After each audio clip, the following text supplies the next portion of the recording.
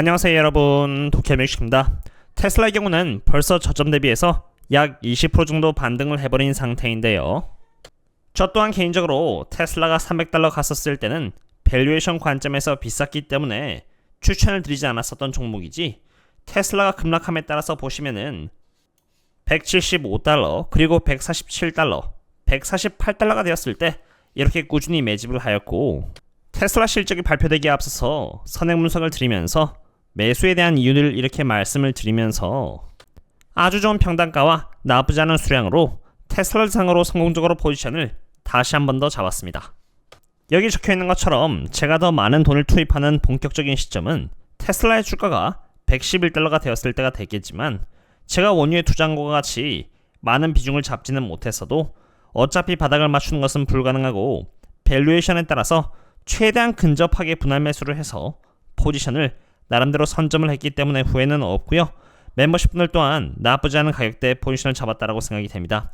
물론 만약 테슬라의 주가가 하락한다면은 나중에 포지션을 내면 된다고 생각하고 있고, 만약 그게 아니라면은 지금의 평단가와 수량으로도 충분히 만족하기에 앞으로의 흐름을 지켜보고자 합니다.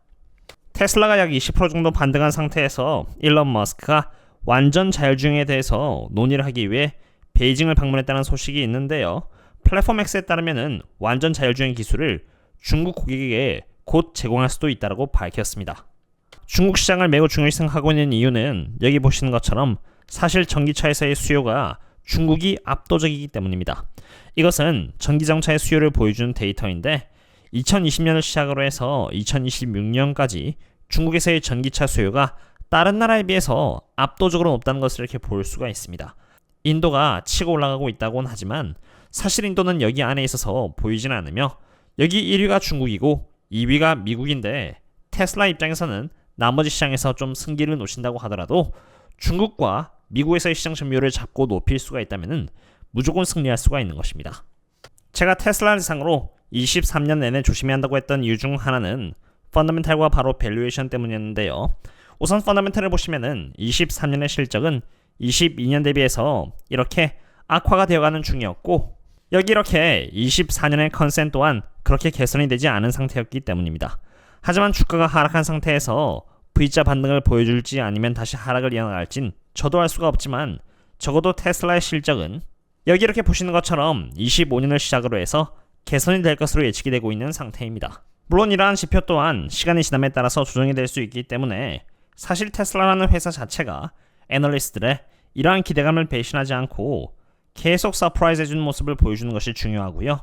적어도 오늘 기준에서는 25년을 시작으로 테슬라의 earning per share는 31% 성장하고 마진율은 6.5% 성장하는 등 회복세가 예상되는 만큼 딱히 나쁜 것은 아닙니다. 그럼 이제 이러한 전망을 보여준 상태에서 테슬라의 밸류에이션을 체크해보고자 하는데요. 주가가 $140달러대까지 이렇게 하락했었을 때 테슬라의 프라이스 OCF는 무려 37.56배까지 하락하면서 47.20배라는 프리미엄 멀티플 대비해서는 확실히 저평가가 된 상태였습니다. 참고로 프리미엄 멀티플이라는 것은 제가 여기 설정한 4년이라는 기간 동안에 테슬라가 시장으로부터 평균적으로 받아온 멀티플을 의미하는데, 평균 47배 대비해서 이렇게 주가가 한때 37배까지 빠졌으니 적어도 프리미엄 멀티플 대비해서는 저평가였던 것입니다. 바로 그런 이유에서 저는 프리미엄 멀티플 47배 이상이었던 여기 이 기간 동안에는 테슬라 대상으로 조심해야 한다고 분석을 드렸고요.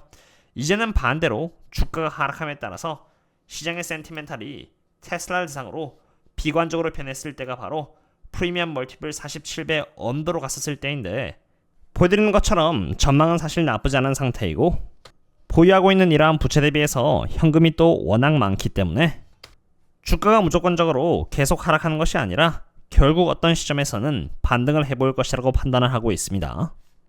테슬라 대상으로 가장 중요한 것은 테슬라라는 성장주를 비싸게 사는 것이 아니라 저렴하게 사는 것이고요. 그 누구도 바닥을 맞추면서 마켓 타이밍을 잡는 것은 불가능하기 때문에 기준을 갖고 투자하는 것이 중요한데, 저에게 있어서 기준은 적어도 시장이 테슬라 대상으로 주었던 평균 멀티플 대비 낮은 가격에 사는 것이고, 그 가격대는 47배보다 언더인 가격대인 것입니다. 지금 프라이스 OCF는 이렇게 보시는 것처럼 여기 42.90배이기 때문에 프리미엄 멀티플 대비해서 낮기 때문에 여전히 저평가이고요. 이 대목에서 뚫고 올라갈지 말지는 저도 모릅니다만 만약 올라간다면은 프라이스 OCF가 37배일 때 저는 여기 충분히 대응을 했기 때문에 그 이상 올라간다면은 현재 수량에서 만족을 할 것 같고요. 만약 추가적인 악재가 터져서 이렇게 하락을 해버린다면은 과연 그 악재가 여기 24년의 성장률인 10%, 25년 그리고 26년의 성장률에 지장을 줄 수 있는 이벤트인지 아닌지를 평가한 뒤에 추가적으로 대응을 할지 말지를 판단할 것 같습니다. 테슬라를 포함해서 저평가 기업들 상으로의 숙제는 유튜브 텔레그램과 여기 이곳 네이버 프리미엄 컨텐츠를 상으로 꾸준히 공유를 드리고 있는 상태이고요. 테슬라뿐만이 아니라 저는 여기 CEO를 포함해서 내부 이사진들이 집중 매집을 하고 있는 35% 저평가를 받고 있는 우량주를 상으로 포지션을 열어서 집중적으로 매집하고 있는 상태이고 추가로 7% 정도대의 배당은 보너스이기 때문에 매우 매력적이라고 보고 있는 상태이고요. 4월 말을 맞이해서 단기적으로 이렇게 50% 할인 쿠폰이 딱 100장만 발행된 상태로 쿠폰을 받아서 월요일 이내에 구독하시면은 12,000원의 분석을 6,000원대에 사용하실 수 있고요. 쿠폰이 지금 거의 다 소진되었으니 사용해서 판단해보시면 좋을 것 같습니다. 테슬라의 펀더멘탈과 밸류에이션을 보았으니 이제는 차트와 테슬라의 옵션을 보도록 하겠는데요. 우선 테슬라의 경우는 지금 168달러인 상태로 테슬라가 올라갈 수 있는 다음 저항선은 여기 제가 표시를 해둔 177달러입니다. 조금 더 정교하게 보기 위해서 옵션을 볼 텐데 옵션의 경우는 5월 옵션 만기일인 5월 17일 기준으로 봤을 때 170달러와 175달러대 콜옵션들이 이미 많이 포진되어 있는 상태이고요.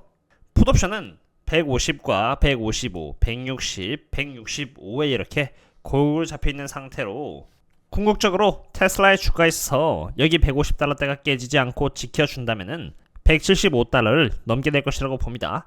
우선 지금으로서는 어떻게 될진 저도 모릅니다만 주가가 170달러 혹은 175달러 이상으로 간다면은 여기 잡혀있는 콜옵션들이 수익 실현을 하는 과정에서 주가를 아래로 끌어내리려고 할 것이고요.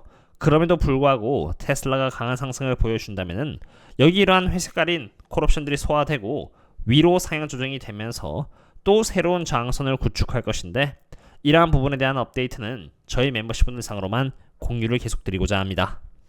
테슬라를 보았으니 이번엔 매크로 부분을 한번 보고자 합니다. 5월 1일에는 꽤나 중요한 매크로 지표들이 잡혀있는 상태인데요.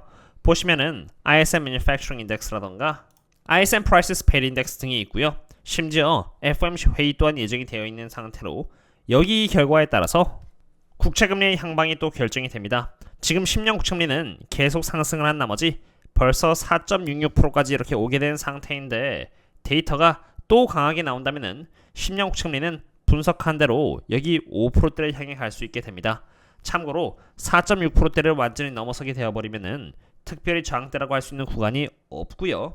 여기 일봉이 아니라 10분봉을 기준으로 해서 보면은 무려 갭이 4.697%와 4.7%대에 남아 있습니다.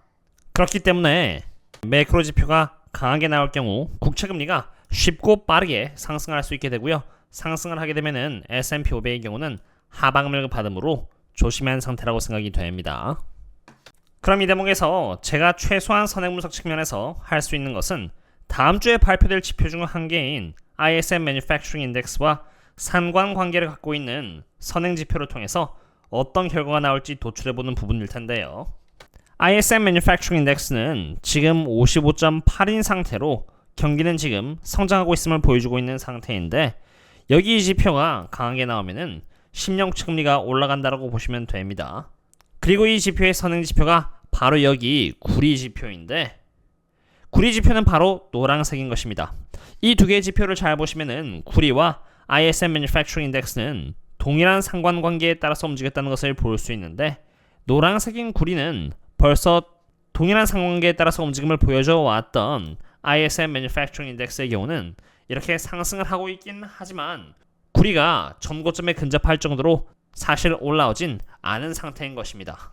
그렇기 때문에 이 데이터의 근거에서 본다면은 ISM Manufacturing Index는 이 구리와 함께 계속 상승을 이어나갈 확률이 높으며 만약 그렇게 된다면은 10년 국채금리 또한 상승함에 따라서 S&P 500과 나스닥 전체를 대상으로 하방 압력을 줄 가능성이 상대적으로 높다라고 보고 있습니다. 저는 지금까지 모든 분들 상으로 네이버 카페를 통해서 밸류에이션으로 개별 기업을 분석하면서 많은 분들을 서포트해 왔는데요. 개인적인 사정으로 인해서 지금 네이버 카페는 폐쇄하게 되었고요. 네이버 카페 대신에 트위터와 인스타그램을 통해서 서포트를 하게 되었습니다. 지금 현재 트위터에서 이렇게 4월 5주차 기업 분석 요청을 미국 주식 대상으로 받고 있는 상태이고요.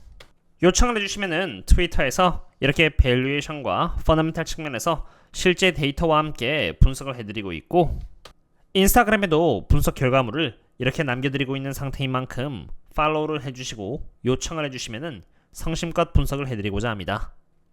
오늘의 분석은 이 정도로 마치도록 하겠고요. 더 많은 업데이트는 텔레그램과 네이버 프리미엄 컨텐츠에 남겨놓도록 하겠습니다. 그럼 다음에 또 만나요. See you later.